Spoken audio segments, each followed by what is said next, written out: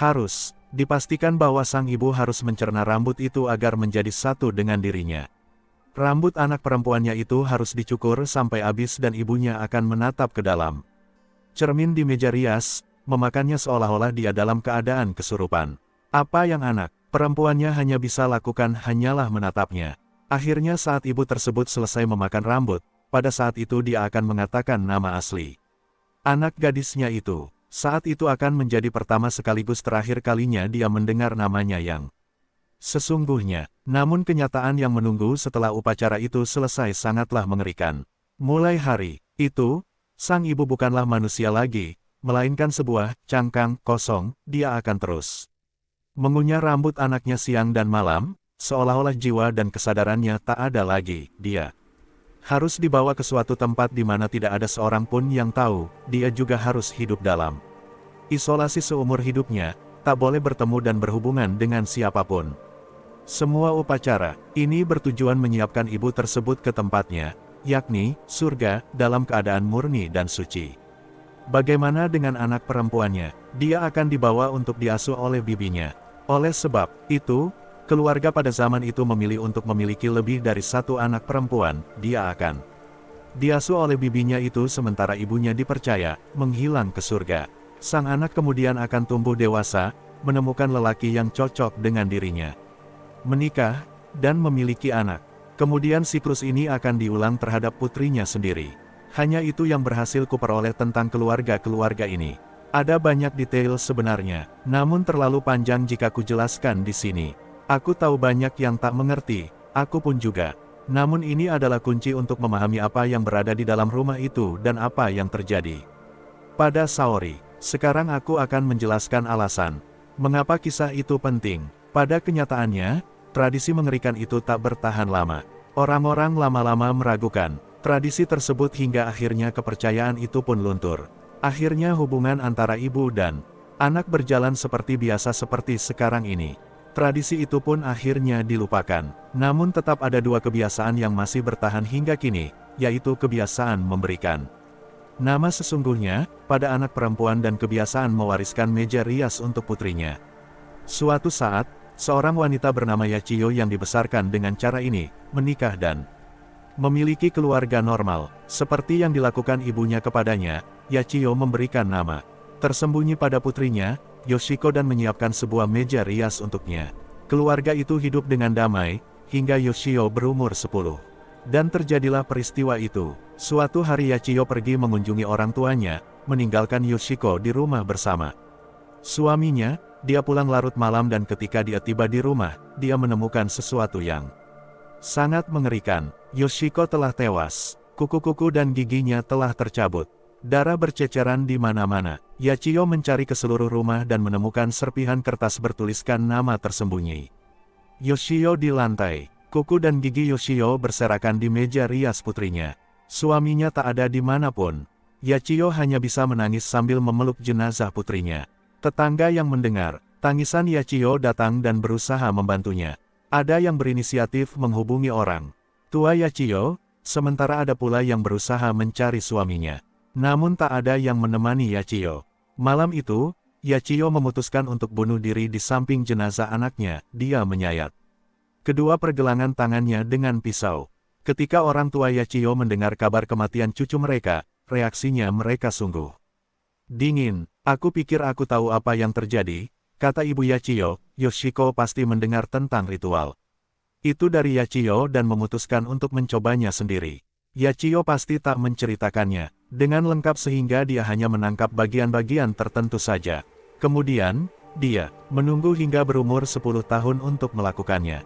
Ketika orang tua Yachiyo datang ke rumah malam itu, mereka menemukan Yachiyo juga telah tewas. Para tetangga merasa shock. Orang tuanya segera memerintahkan, tak ada yang boleh masuk ke dalam rumah sebelum kami pergi. Setelah berkata seperti itu, mereka pun masuk.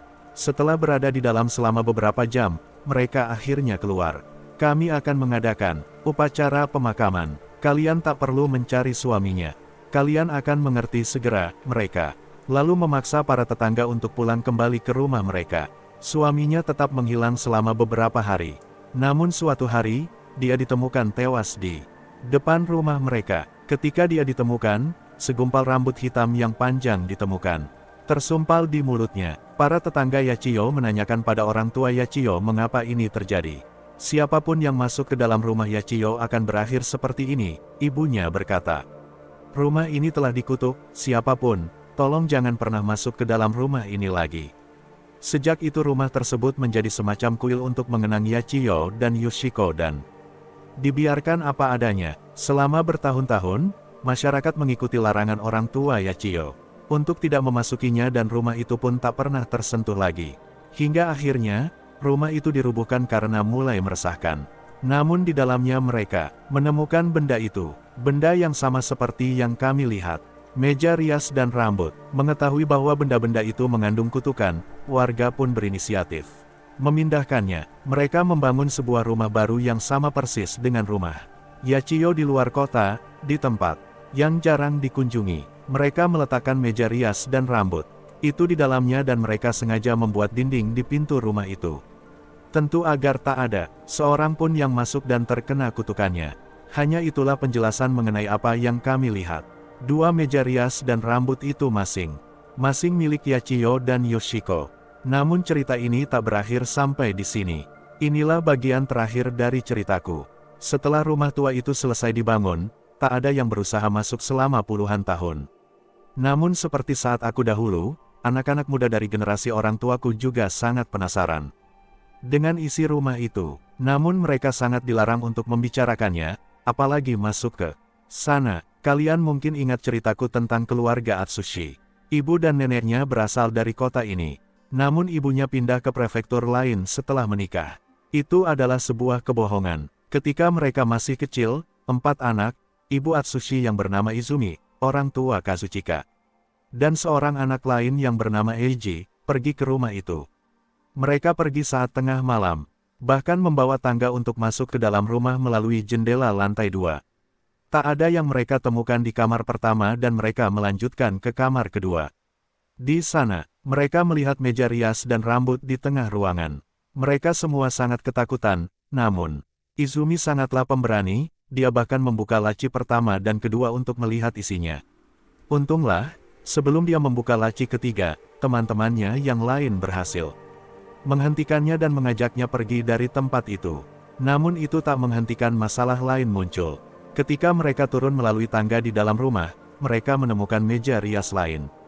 3 anak yang lain kembali ketakutan dan memohon agar mereka pulang saja, namun Izumi menolak. Seperti adik Saori, Izumi mulai membuka laci-laci tersebut.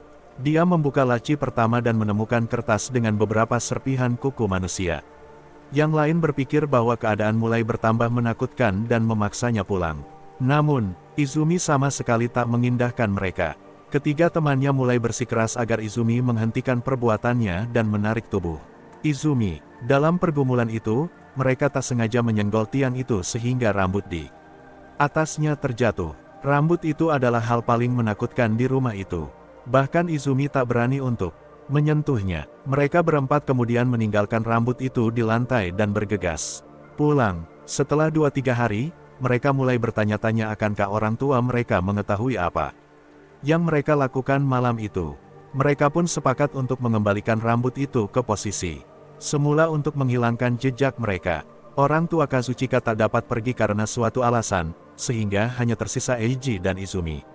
Untuk kedua kalinya mereka masuk ke rumah itu pada malam hari dan menggunakan tangga untuk masuk ke jendela kamar lantai 2. Mereka juga membawa sepasang sumpit untuk mengambil rambut itu dari lantai dan akhirnya berhasil mengembalikannya ke tempat semula.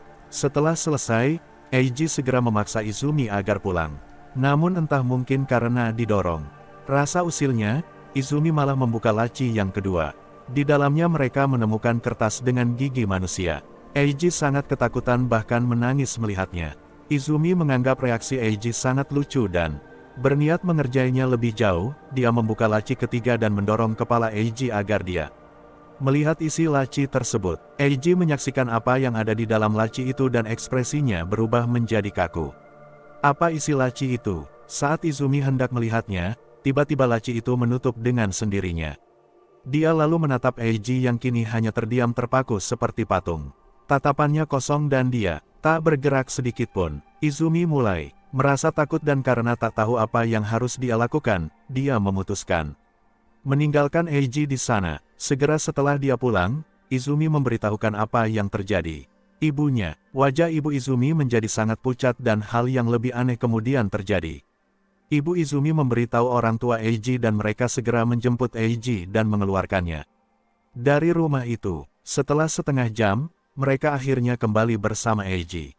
Terlihat mulut Eiji dipenuhi sesuatu berwarna hitam dan mereka melihat beberapa helai rambut bergantung dari sudut mulut Eiji. Rambut itu bukan miliknya. Orang tua Eiji tak mengatakan sepatah kata pun.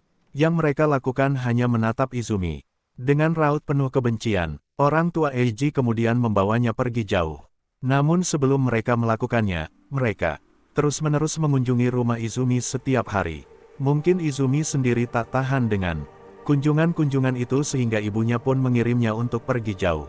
Itulah cerita mengenai Pandora, nama yang tak boleh disebutkan itu. Tak ada yang tahu tentang isi laci ketiga itu sebab siapapun yang melihatnya akan bernasib sama seperti Saori dan Eiji, namun ada desas-desus mengenai isi laci ketiga itu. Mungkin informasi ini diperoleh dari orang tua Yachiyo, yang entah mengapa mampu menangkal kutukan itu. Laci ketiga itu berisi potongan tangan. Di laci meja rias Yoshiko di lantai 2 terdapat tangan kiri dan di meja rias milik Yachiyo di depan tangga terdapat tangan kanan. Bahkan ada yang menyebut, potongan tangan itu bergerak dan itulah yang membuat siapapun yang melihatnya menjadi gila. Apakah tangan-tangan itu milik Yachiyo yang ditinggalkannya untuk melindungi nama-nama itu? Agar tak seorang pun mengetahuinya, aku tak tahu. Mungkin memang sebaiknya cerita ini berselimutkan misteri. Rumah itu masih ada di wilayah timur Jepang, namun aku takkan memberitahukan lokasinya pada kalian. Dan tentang isi surat dari Ibu Saori aku sepertinya bisa menebak isinya, sebab kemudian aku mendengar kabar bahwa Saori dan ibunya meninggal. Aku takkan menceritakan lebih dari itu. Akhir kata, aku harus meminta maaf pada kalian. Selama ini aku menyembunyikan suatu fakta penting pada kalian. Namun kalian harus mengerti bahwa aku terpaksa melakukannya. Sebab jika aku mengungkapkannya sejak awal, maka kalian akan menyalahkanku atas semua yang terjadi pada Saori. Aku menceritakan ada 6 orang yang datang ke rumah itu, yakni aku, Atsushi, Kazuchika, Naoki, Saori, dan adiknya Saori, Haruka. Namun kenyataannya hanya ada 5. Akulah Atsushi, dan aku tak bisa mengungkapkan betapa aku menyesali apa yang terjadi pada temanku, Saori.